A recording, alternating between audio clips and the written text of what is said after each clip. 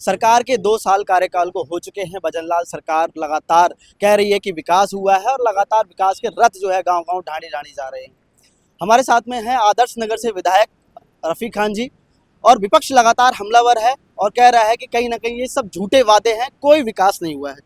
रफ़ीक खान जी लगातार गोविंद सिंह डोटासरा भी कह रहे हैं, विपक्ष भी कह रहा है, तो क्या लग रहा है कि विकास हुआ है कि नहीं? मेरे साथ एक डिबेट में एक दिन एक बीजेपी के लीडर थे। मैंने पूछा उनसे और मैं चैलेंज के साथ दोबारा कह रहा हूं कि 5 काम गिना दो मेरे को जनता के हित के कि जो मुख्यमंत्री भजनलाल जी ने किए हों या बीजेपी की सरकार ने किए हों। ये सूची बना के बैठे हैं। मैं कह रहा हूं 5 काम गिना दो। हमने किए काम। क्या काम किया हमने? चिरंजीवी योजना 25 लाख तक का इलाज फ्री। क्या काम किया हमने?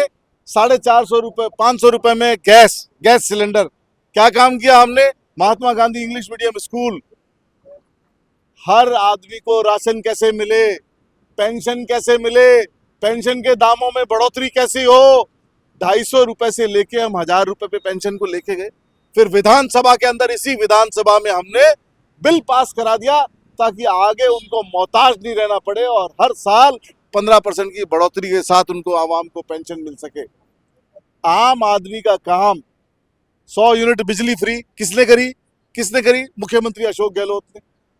अगर ये करते तो उनको और उसको बढ़ाते। और जो आदमी रह गए थे कि जिनको जो हमने एक स्कीम अनाउंस करी।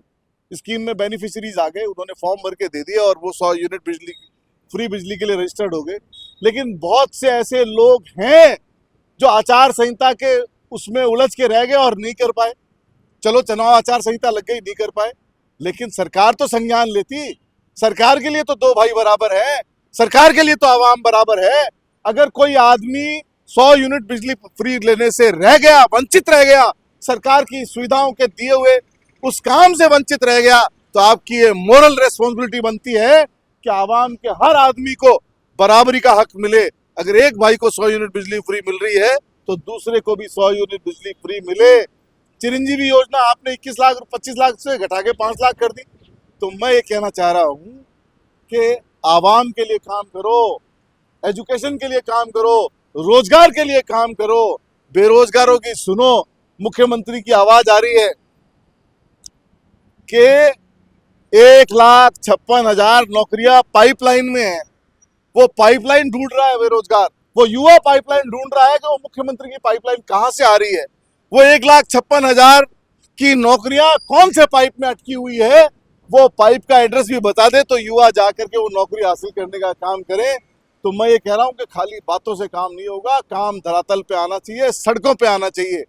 और विकास रथ की बात कर रहे हैं, विकास रथ नहीं, इनकी सारी स्कीमें अटक गई कह रहे हैं और इनका रथ गड्ढों में लटक गया। रफ़ीक जी वो कह रहे हैं कि हमने राइजिंग राजस्थान किया, हमने खेलो इंडिया किया, तमाम प्रोग्राम लेकर के आए और राजस्थान के कोने-कोने प्रवासी राजस्थान किया। राइजिंग राजस्थान बुलावा है, छलावा है आवाम के लिए।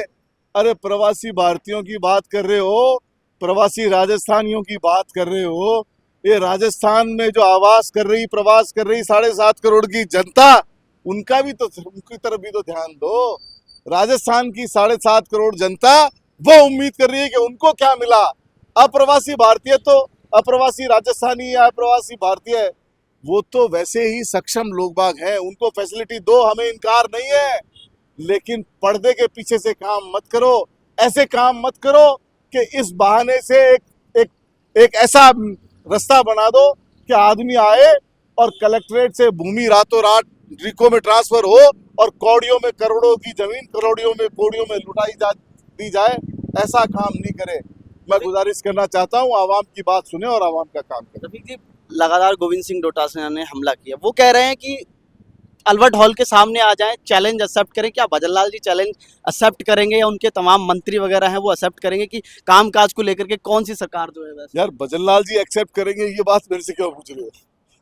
मेरे से तो डोटासरा जी की पूछो, उन्होंने तो चैलेंज दे दिया।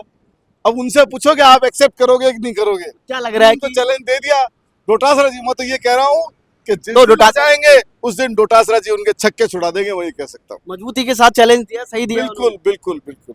अभी हाल फिलहाल में एक मुद्दा चल रहा है राजस्थान में, जो है सियासी गलियारों में बड़ी हलचल चल रही है। 3 विधायक का स्टिंग ऑपरेशन हुआ है, एक भास्कर अखबार है उसने किया है। क्या लग रहा है सर, जिस तरीके से कमीशन खोरी चल रही है, या वाकई में ये जो हुआ है वो ठीक है, क्या कार्रवाई होनी चाहिए? डेमोक्रेसी के लिए ऐसे काम बड़े गलत है, और मैं ये कह सकता हूं कि न केवल निंदा होनी चाहिए, बल्कि जो भी दोषी हो निष्पक्ष जांच हो और दोषियों के खिलाफ कार्रवाई हो, ताकि भविष्य में ऐसी बातों की पुनरावृत्ति न हो। लोकतंत्र के लिए बहुत बड़े खतरे का एहसास है, हमें जागना चाहिए और लोकतंत्र जिंदा बचे रहे, इस बात के लिए हमें काम करना चाहिए। जनता का पैसा आता है, जनता कह रही है कि इस तरीके से अगर चल रहा है कमीशन खोरी के धंधा, तो ये कहाँ कामकाज में पैसा लगता होगा, सब जेबों में जाता होगा। मैं ऐसा तो नहीं कह सकता, लेकिन मैं ये कह रहा हूं कि जो भी इस काम के लिए दोषी हो और ऐसी प्रैक्टिस जहां भी हो रही हो, सरकार को संज्ञान लेना चाहिए। पार्टी लेवल पे इसका चिंतन मनन हो, मंथन हो, और ऐसे काम की पुनरावृत्ति न हो। आम आदमी का, आवाम का पैसा, जनता का पैसा जनहित के कार्यों में लगे, इस ओर हमें काम करना चाहिए। कांग्रेस की बड़ी रैलियां चल रही है दिल्ली के अंदर, वोट छोड़ गद्दी छोड़ को लेकर, तो क्या लग रहा है सर, रैली का असर साफ तौर पर दिखाई दे, क्योंकि भीड़ तो बड़ी मात्रा में पहुंच रही है, तमाम बड़े नेता पहुंच रहे हैं, अलग अलग राज्यों में इस तरीके से आंदोलन चल रहे हैं, तो क्या लग रहा है कि वाकई में भारतीय जनता पार्टी या इलेक्शन कमीशन मिलकर खेल कर रहे हैं? देखिए, ऐसा है कि जनता के मुद्दों पे राजनीति नहीं हो रही। आप पार्लियामेंट में डिबेट करा रहे हो, लेकिन जनता के मुद्दों पे काम नहीं कर रहे हो, जनता के हितों की बात नहीं कर रहे हो। गलत तरीके से सरकारें चूज की जा रही है, सरकारें चुनी जा रही है। तो मैं ये कह सकता हूं कि सरकार को जागरूक हो जाना चाहिए और जाग करके आवाम के मुद्दों पे बात हो, पार्लियामेंट में बात हो, विधानसभा में बात हो, आम आदमी के मुद्दों पे सॉल्यूशन हो, और लोकतांत्रिक तरीके से सरकारें चुनी जाए। अगर कोई भी नेता अगर इलेक्शन कमीशन के सामने कोई बात लेके आए, उसके ऊपर निष्पक्ष जांच हो और निष्पक्ष कार्रवाई। फिर जी लास्ट सवाल पूछूं, क्योंकि राजस्थान में लगातार गैंगवॉर जैसी घटनाएं देखने को मिल रही हैं। हाल ही में सीकर में 2 मौतें हुई, गैंगवॉर की जो घटनाएं चली, क्या देखते हैं कि राजस्थान में क्या कानून व्यवस्था चरमराई हुई है? राजस्थान के अंदर लॉ एंड ऑर्डर की सिचुएशन बहुत खराब है। लॉ एंड ऑर्डर चरमराया हुआ है। आवाम सुनने को तैयार नहीं है, आवाम की कोई बात नहीं सुन रहा है। कानून, पुलिस प्रशासन मन माने तरीके से काम कर रहा है। नशाखोरी बिक रही है, महिलाएं घर से बाहर नहीं निकल पा रही है। इससे ज़्यादा खतरनाक स्थिति नहीं हो सकती है। मैं ये समझता हूँ कि सरकार को लॉ एंड ऑर्डर पे ध्यान देना चाहिए। झुंझुनू जिले के अंदर धमकियां दी जा रही है, गैंग वॉर हो रहे हैं, तो इसका मतलब ये है कि अपराधियों को भय नहीं है, अपराधी भय मुक्त घूम रहा है। सरकार को संज्ञान लेना चाहिए और लॉ एंड ऑर्डर मजबूत करना चाहिए। बहुत बहुत शुक्रिया। देखिए, बहरहाल हमारे साथ में थे रफ़ीक खान विधायक जी, जो कि आदर्श नगर से विधायक हैं, और लगातार उन्होंने कई मुद्दों पर जो है सरकार को घेरा, लेकिन सरकार कह रही है कि 2 साल कार्यकाल को पूरे हो चुके हैं, तमाम बड़े-बड़े काम-काज किए, राजस्थान किया, खेलो इंडिया किया, प्रवासी राजस्थान किया, और भी विकास के रथ निकाल करके जनता को ये मैसेज दिया कि बड़े काम राजस्थान में हो रहे हैं। लेकिन विपक्ष लगातार हमलावर है, और गोविंद सिंह डोटासरा ने कहा, चैलेंज भी दिया था कि अल्बर्ट हॉल पर आ जाएँ, और जो है कामकाज नहीं किए, तमाम जो योजनाएँ थी वो कांग्रेस की बंद कर दी है। नाम परिवर्तन कर रहे हैं, नाम परिवर्तन करने से शायद वो जो है कामकाज नहीं होंगे, लेकिन उनको काम पर फोकस करना चाहिए। लगातार हम दिखाते रहेंगे। बने रहिए मेरे सहयोगी राजेंद्र के साथ। मैं आरव सिंह, पॉलिटिकल पंचायत, जयपुर।